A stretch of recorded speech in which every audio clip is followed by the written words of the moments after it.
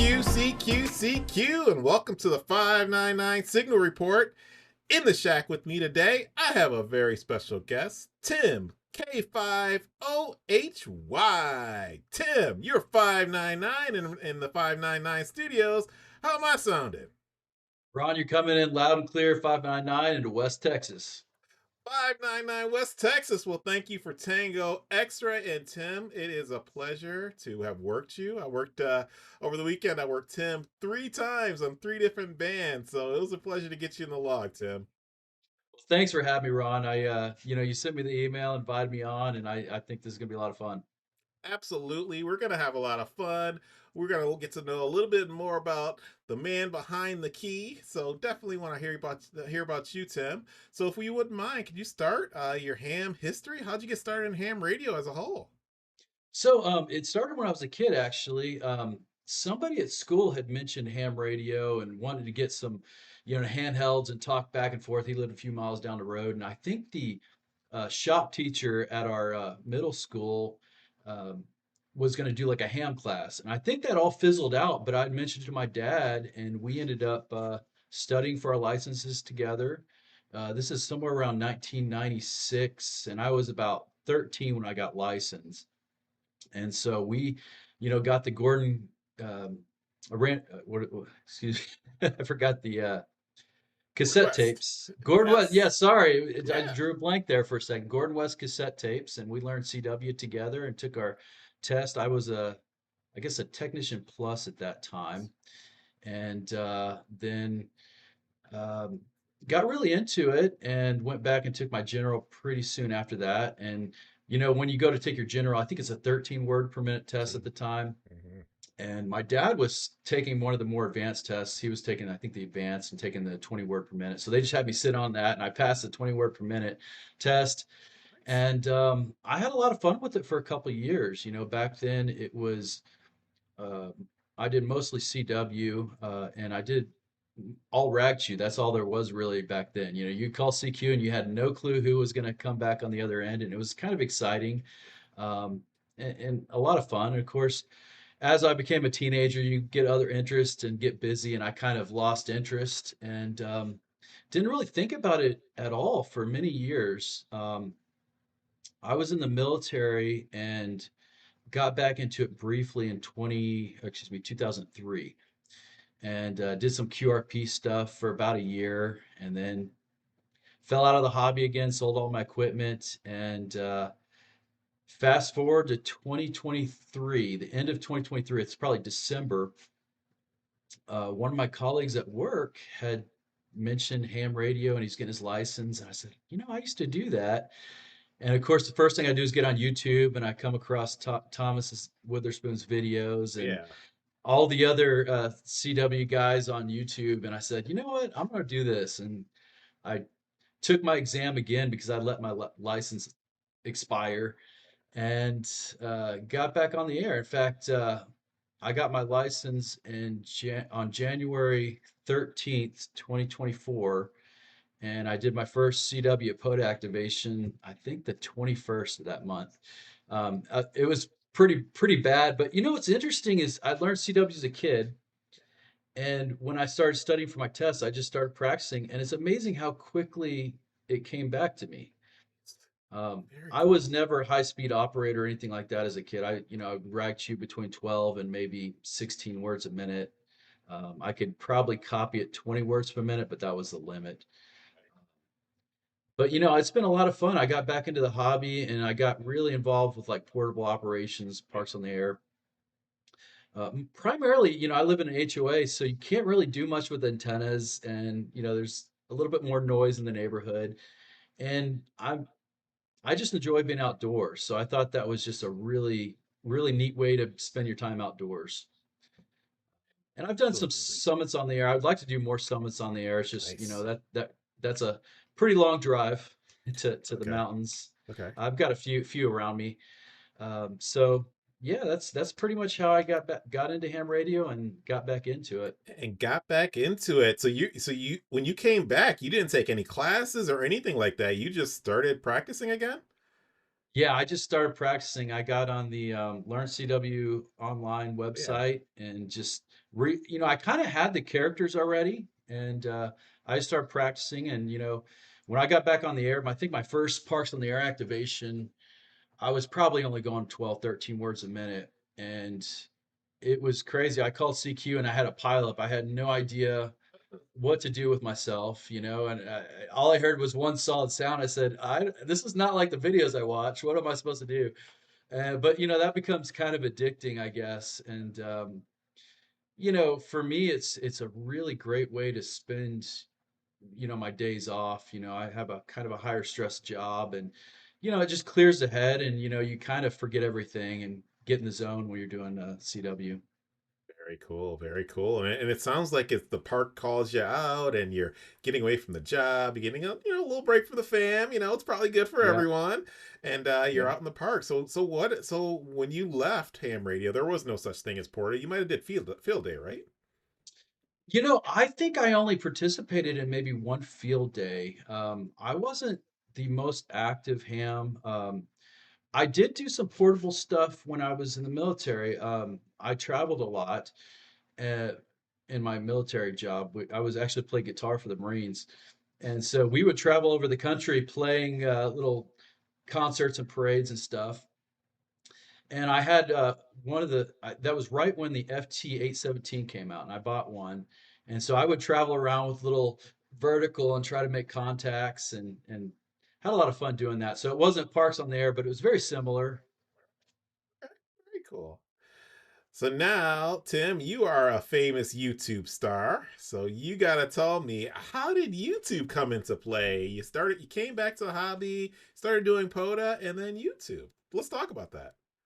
It's actually kind of crazy. I never thought I would be doing YouTube videos. I had started posting just some activation videos like a lot of people did, and a lot of that was just kind of for my own learning how to uh, record yourself. And then a lot of times I go back and watch and critique my CW. A lot of that was part of it. And I would post the videos, and my channel, I would post videos, maybe once or twice a month for about a year. I got no views hardly at all. I mean, my videos would get like 50 views. And then I had noticed one video where I did an antenna comparison, and it was a 6 month old video, and it started getting thousands of views. And I said, that's kind of interesting.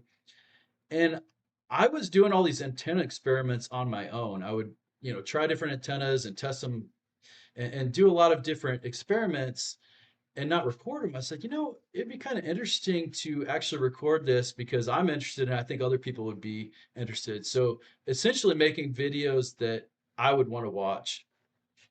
And sure enough, a couple of them have gotten some decent views, and I've gotten a lot of really nice feedback. In fact, sometimes when I contact people, they'll even at CW say, "I like your videos." It's kind of interesting because I never thought it would go anywhere really, but it's a lot of fun. Yeah, it sounds like it. And of course, I love your videos and definitely love what you've done with antennas. So, do you have a history in antennas? How did you just get into antenna building? No, it's actually kind of an interesting story. I had zero knowledge of antennas when I got back into the hobby. One thing I didn't mention, my dad and I had gotten into the hobby originally together. He was never a ham radio operator. However, he was a electronics repair person for the Coast Guard for many years, way back in the day. And he knew a lot about radio and the electronics behind it. In fact, he would repair the radios on the Coast Guard ships and watch the CW operators operating at like 40 words a minute. So when we got into it, he knew a lot about that stuff. I didn't really learn it as a kid. So when I got back into the hobby, I started operating parks in the air. And I started out with just very simple antennas, had no clue what I was doing. Ham stick on a mag mount or a 17-foot whip fully extended, just using the tuner to tune whatever band I was on. And it worked. Um, I had a guy reach out to me, I think in February, right after I got licensed, maybe a month after I got licensed. And he was a county hunter from Hungary. And he wanted this county that was close to me. And Texas has a ton of counties, very sparsely populated out here. And I saw there was a park over there. So I said, you know, I could just go do a Parks on the Air activation. I can get him to the county and have a lot of fun. But then I was worried. I was like, he's not going to hear my ham stick and 20 watts. So I started Right. researching and I came across Greg KJ6ER's POTA Performer, Yeah. which seemed like a good option for me because it was a fairly simple antenna to build. I already had the stuff. And so I just built one of those, went out to that park, and I tell you, that activation was just crazy. It was like a nonstop pileup until the sun went down. I made hundreds and hundreds of contacts, and I'm still really new at the time, and I thought that every activation was going to be like that, and that kind of got me hooked. It kind of showed me that just a little bit of knowledge about antennas can really you know, make for a successful activation. So it kind of sent me down a rabbit hole, and I started researching different antennas and trying different ones. And like I said, I had no knowledge whatsoever. So I started reading and watching YouTube videos and experimenting. Really. Absolutely. And you're a HOA ham too, so you've even done some videos on HOA antennas. Can you want to talk a little bit about those? Yeah, it's really tricky in an HOA, and I think depending on where you're on the neighborhood and how strict your HOA is, you kind of gauge what you can get away with. Obviously, the first antenna I put up was just an end-fed half wave. It's really easy to hide one wire, and I think that's a popular choice. And now I kind of do a lot of different things. In fact, I was doing the CW up CWT today, and I have three mirror mounts mounted on a fence, and they're spaced precisely for a vertical array. So I have a three element vertical array that I went out there early this morning when it's still dark and tuned each element and put the elevated radials and did the CW op CWT with that antenna. Now a lot of the antennas I'll use on the HOA I put up and then put down. So it Right. makes it kind of challenging to do contests with these kind of antennas, but it's also a fun challenge. What can you get away with and how what kind of performance you can have with antennas you can put up and put down quickly. Right. Absolutely. Have you figured out the noise? How do you keep your noise level down just enough to get by? So there's a few things you can do. First of all, my first antenna was an infrared half wave, and I've had that up. I kind of stopped using that antenna because of noise. It was just really noisy no matter what I did. I had a choke before it goes in the radio, and even though I knew this from portable operations, I always use a choke at the feed point with a dedicated counterpoise on my infeds. So I said, you know what? I've never actually tried that at home. And the other day I actually did that and dropped my noise level down dramatically on that antenna. So that's made a big difference. But um, I also have an antenna. It's called a cobweb. That is a remarkably quiet antenna. It is simply amazing. If you have struggle with noise, an antenna like that really works wonders. In fact, it has such a low noise level that I can use the preamp and hear the very, very weakest signals. Wow. So especially for like POTA hunting, that antenna really does well if I'm hunting like QRP guys along the East Coast. Um, there's other things you can do as far as noise level. Some people you have dedicated receive antennas, either loops on Right. the ground. Uh, uh, mag loops are really good for that too. Um, and then if you can get away with a beam or something, of course could have some front to back ratio and you can block out noise behind you. But that's not an option for me. Yeah, understandable. Having that big beam. You're definitely gonna get the letter from the HOA if you do that. Although sometimes I do have a buddy hex, and sometimes for contest, I'll put it up in my backyard and put it up for the contest and take it Nice. down at Take night. it down. Um, just kind of give you that extra edge. So I haven't got any complaints yet, but I do Okay, I live was on the gonna very ask. I live on the very edge of the neighborhood, so Okay. there's nothing behind me. I think that helps a little bit. Okay. So that probably helps. You're a little hidden and you're a little not seen. So that's probably why you haven't gotten that famous letter yet. I push the limits a little bit. In my head, I'm like, okay, well, this is like a temporary thing, and I'm respectful on neighbors. Don't leave it up all the time. I figured, I won't get too many complaints, and so far that's worked. Sounds good. So you mentioned portable operations, and I'm assuming you're a QRPer as well. Can you talk about QRP and why you enjoy it so much? Yeah, I really enjoy QRP. Now, I do tend to run a little bit more power normally. I have a ton of QRP radios, though. In fact, Of I course. just finished building one this past weekend. Yeah, QRP is just a wonderful thing, especially as a CW operator. It's amazing what you can get away with 5 watts and a simple antenna. And I think that's what brings a lot of people to CW. They want to, if you're doing portable operations, you can take a tiny radio, climb a mountain, set up a tiny antenna, and talk all the way around the world. Um, it's kind of magical, really. Now, lately, it depends on the activation. Sometimes I plan on doing a QRP activation, and that's really nice. It's a little slower paced. I kind of got hooked on doing these marathon parks on the air activations where I try to get as many contacts as possible and set up kind of uh, a little bit more intricate antennas and sometimes have an antenna farm for one activation. Nice. A lot of times, my favorite thing is to work as many bands as possible. I think the other day when you got me on 3 different bands, I was kind of working my way down the bands.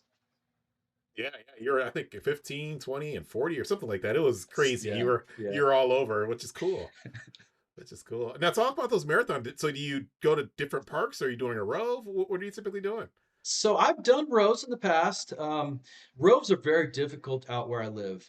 The parks are usually an hour to 2 hours apart, so Boy, that takes a lot of planning, a lot of miles. I mentioned my buddy in Hungary that's a county hunter. I've actually gone all over the state of Texas for him, up in the Panhandle, and I actually did a rove down to South Texas and the coast to get him his last couple counties. I think I got him 3 or 4 counties down there, including his last one for his whole U.S. County Hunter Award. And amazing. that was about 1,200 miles in 3 days, I think. His last county was actually in a park, but I had to drive about 20 miles down the beach and camp out on the actual beach, which Already. was just amazing if you've Yeah. never operated from the beach with salt water. It's actually kind of a funny story.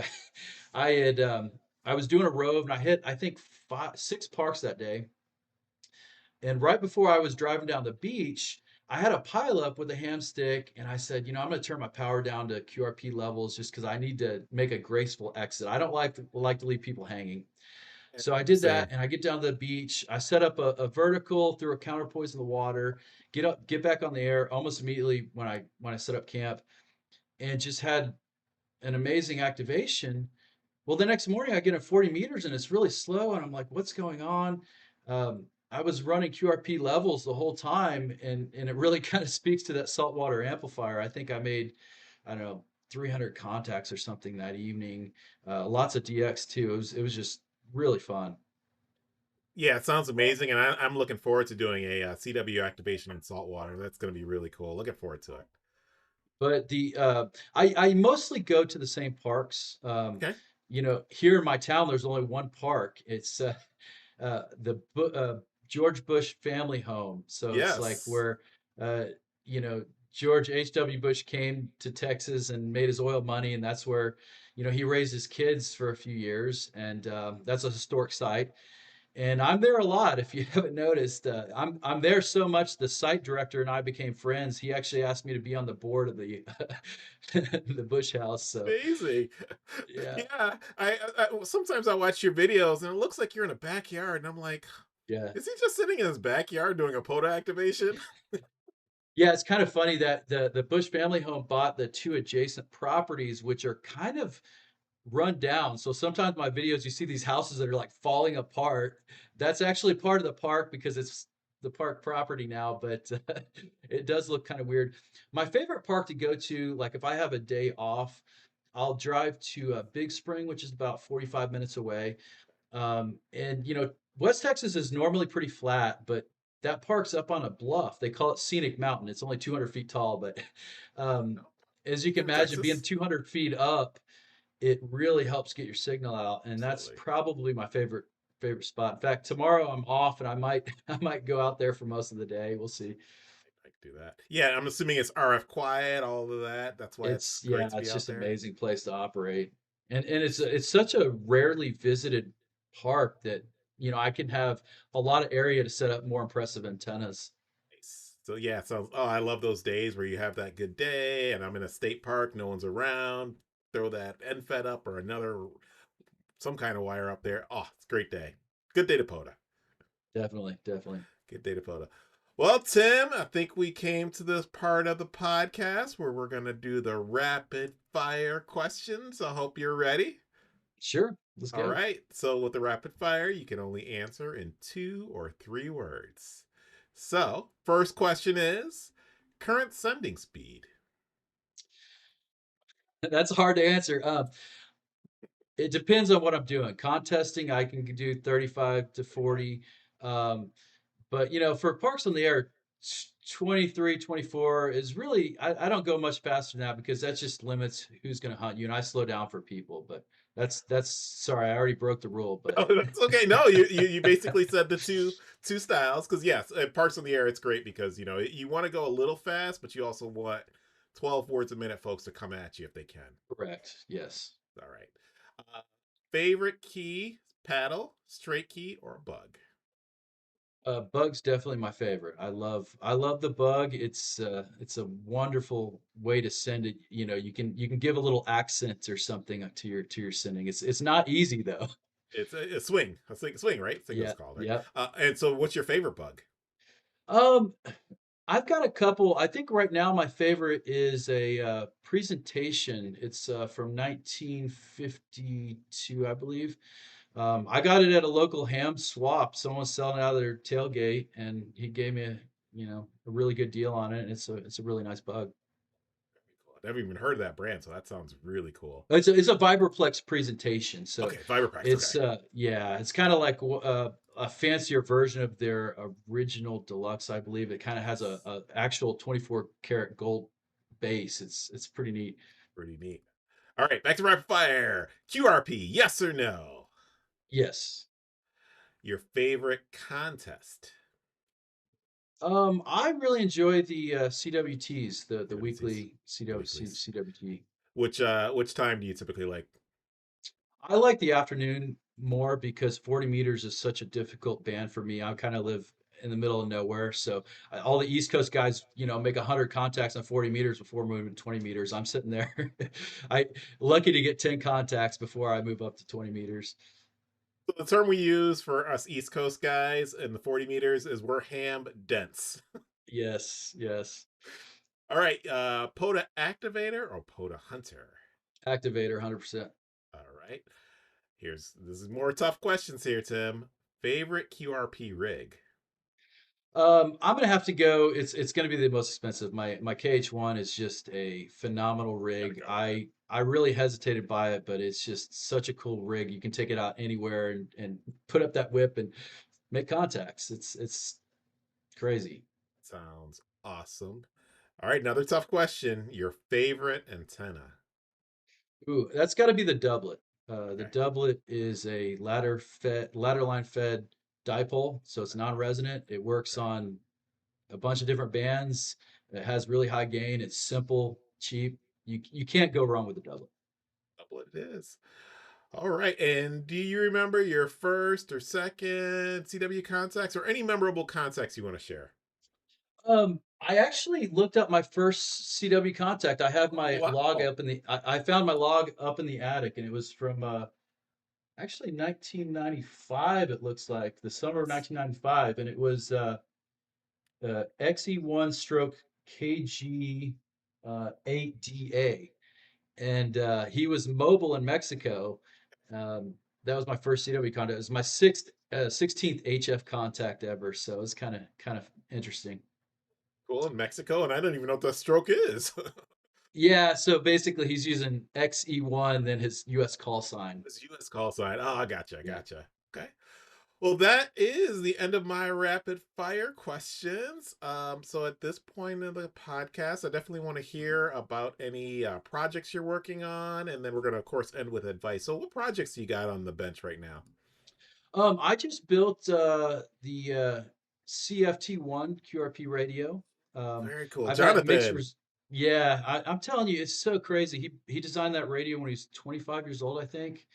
Um, so it's just amazing. It's an amazing little radio. I actually made my first contact with it yesterday, and hope to take it out for POTA maybe tomorrow. We'll see. So that's it. I've always got antenna projects. In fact, I have a list of things I want to build and do.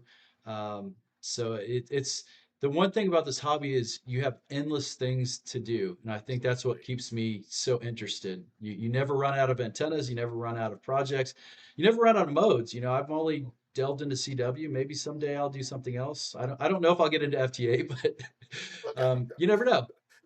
You never know. You never know if you want to maybe make a more distant contact or get that Yeah, one yeah. DX It's contact great that for you can't get DX. CW. Absolutely. Yep. Definitely that.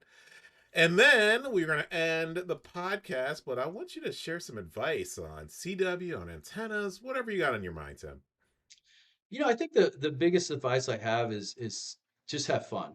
You know, uh, sometimes learning things or delving into something can be kind of frustrating, especially with CW. You may not be where you want to be. Just have fun with it. If you're having fun with it, you're going to get better. Um, and even if you struggle with something, I find that any skill that I learn, you're never going to be good when you start. Keep working, and you know, I work in healthcare and read studies and stuff.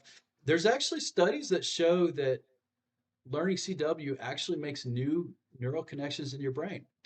And so even if you struggle with something, you're still making those new connections, and you're learning. So I would say just have fun with it. Don't get frustrated. Don't worry about if you're getting on the air with CW, don't worry about making mistakes. Everybody makes mistakes. You should have heard me this morning. I made all kinds of mistakes, and I still had fun. So don't take it personally. Don't get in your head about it. Just get on the air and have fun with it. Tim, that was absolutely sage advice. Absolute sage advice. And I'm going to give one piece of advice too. You mentioned you and your dad got licensed together and you're still doing things together. So the family that hams together. Stays together. That's right. Yeah, it's really cool. My dad's gotten really active in POTA recently. Oh, very cool. He's 83 years old and relearned CW last year, and he's gotten thousands of contacts now on POTA, and he's out there almost every day. So his call sign is AE0YM. If you hear him, give him a holler. Shout out to AE0YM, and definitely I'll give him a holler. Going to put him in my alert to look for him next time. Well, Tim, it's been an absolute pleasure. I want to thank you for taking the time out of your schedule to come on the podcast and just share your story and share the advice. So, again, thanks again, and really appreciate you having you. Thanks, Ron. I appreciate you inviting me on. It's been a lot of fun talking with you. Hey, Tim, well, 73. 73. Wow, what a great episode with Tim. I want to thank Tim K5OHY for coming on the podcast. Be sure to check out Tim's YouTube channel. Until next time, 73s.